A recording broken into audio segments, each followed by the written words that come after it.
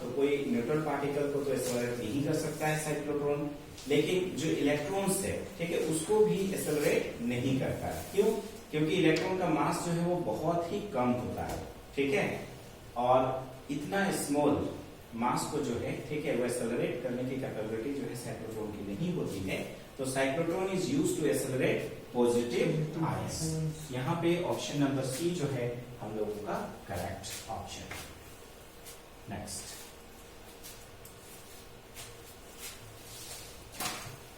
Next question है the magnetic field B at the center of a current carrying circular loop of radius r is। तो magnetic field induction at the centre of the circular loop जो है B का value कितना होता है? Magnetic field induction at the centre of the circular loop का value कितना होता है?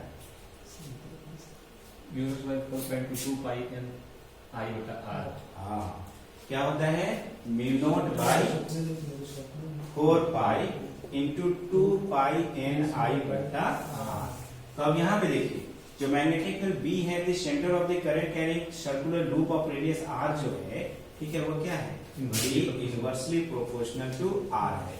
तो B inversely proportional to r कहाँ है? B नंबर में, ठीक है, B होगा करेक्ट क्वेश्चन।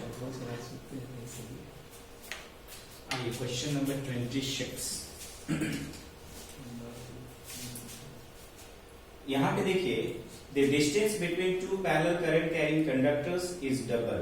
जो डिस्टेंस है करंट कैरिंग कंडक्टर का, उसको आपको डबल करना है। What will be the effect on force between the conductors? क्या होगा? हाफ हो जाएगा। तो यहाँ पर देखिए, जो करंट कैरिंग कंडक्टर्स है, ठीक है, उसका फोर्स कितना होता है? तो mu naught by 4 pi into 2 I1 I2 by r. यहाँ पर सिर्फ लिख रहा है कि डिस्टेंस जो है two parallel current carrying conductor का अगर डबल कर दिया जाए, ठीक है, तो इतना था पहले, अगर डबल कर देंगे, ठीक है, तो 2 से डिवाइड कर देंगे ना, तो कितना हो जाएगा? Force becomes half times. जितना पहले था उससे क्या हो जाएगा? हाफ टाइम्स हो जाएगा। तो ऑप्शन नंबर बी जो है ये हमारा करेक्ट है। आइए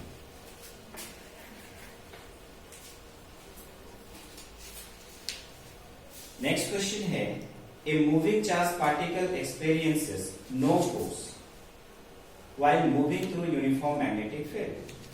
अगर एक चार्ज पार्टिकल जो है मूव कर रहा है मैग्नेटिक फील्ड के अंदर, तो उसमें किसी भी तरह का कोई फोर्स जो एक्सपीरियंस नहीं करना, तो उसके लिए क्या कंडीशंस है?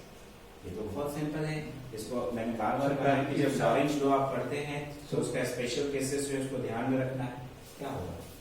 चार्ज पार्टिकल को पैरेलल रखने के लिए तो सिंपल है, ठीक है, लॉरेंज लॉ से हम लोग जानते हैं कि F इज इक्वल टू क्या होता है? Q भी साइन थीटा होता है, राइट। अगर फोर्स को 0 करना है तो थीटा जो है क्या होना चाहिए? 0 डिग्री होना चाहिए। 0 डिग्री कब होगा? If a charge particle move parallel to the magnetic field. तो इसका ऑप्शन नंबर बी जो है, ठीक है, ये क्या होगा?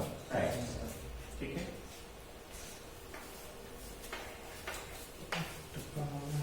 नेक्स्ट में क्या है? The earth behaves as a magnet with magnetic field pointing approximately from the geographic। ये होता है साउथ टू नॉर्थ, ठीक है। The earth behaves as a magnet with magnetic field pointing approximately from the geographic। जो है इसका answer जो है वो क्या होगा? South to north. ये साउथ टू नॉर्थ। आइए नेक्स्ट क्वेश्चन।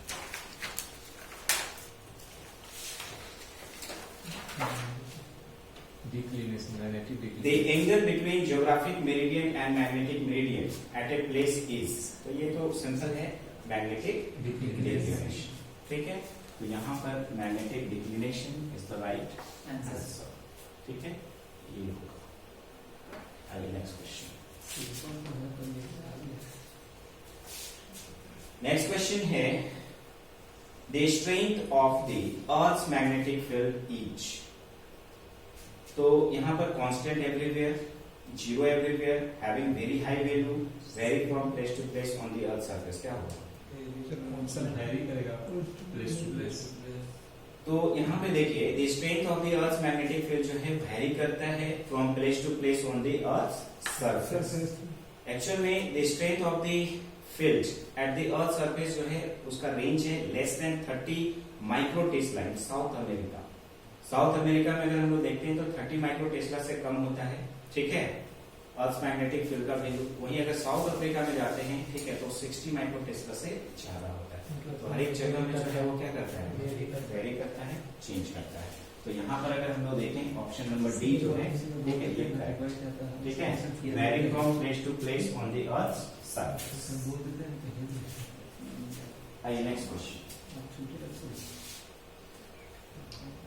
नेक्स्ट क्वेश्चन क्या है, the vertical component of earth magnetic field at a place is √3 times as the horizontal component. The value of angle of dip at this place each क्या होगा, 60 degree. तो यहाँ पर देखिए tan delta is equal to क्या होता है, tan delta is equal to BV by DH होता है। यहाँ पे बोला जा रहा है कि जो वर्टिकल कंपोनेंट है अर्थ मैग्नेटिक फील्ड का at a place is √3 times है। तो यहाँ पर √3 टाइम्स है किसका, हॉरिजॉन्टल, डिवाइडेड बाय BH, ये कैंसिल हो गया तो ये √3 हो गया, तो डेल्टा कितना होगा, 60 degree. Option number C is the correct one.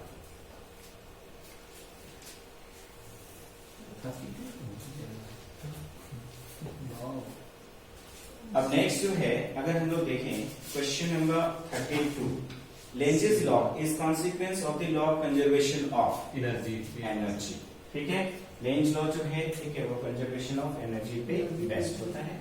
Next question number 33, the EMF induced in a coil is, ठीक है, तो Faraday's laws of electromagnetic induction से हम लोग जानते हैं कि जो इंड्यूस्ड EMF है वो डायरेक्टली प्रोपोर्शनल होता है rate of change in magnetic flux का, ठीक है, तो directly proportional to rate of change in magnetic flux, that means option number B is the right one. Next question number 34, henry, SI unit of mutual inductance is henry, henry, इसका और एक क्या होता है, हेनरी को ही weber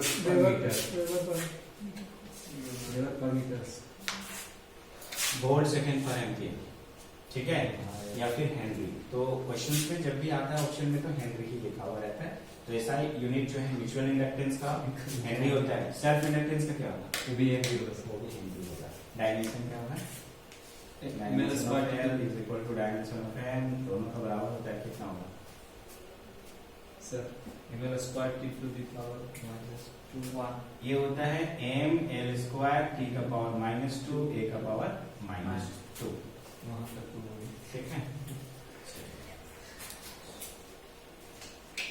next क्या है, question number 35, yes sir, the magnetic field is parallel to the surface, then the magnetic flux through will be।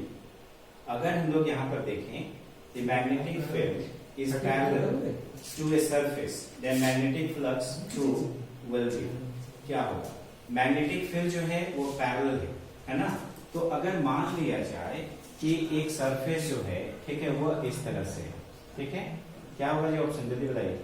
तो एम कैप का जो डायरेक्शन है वो इधर है ना, सरफेस जो है, सरफेस एरिया जो है इस तरफ हम लोग हमेशा perpendicular to the surface, zero होगा सर। लेकिन यहाँ पर, ठीक है, क्या बोला जा रहा है कि जो मैग्नेटिक फील्ड है is parallel to the surface है।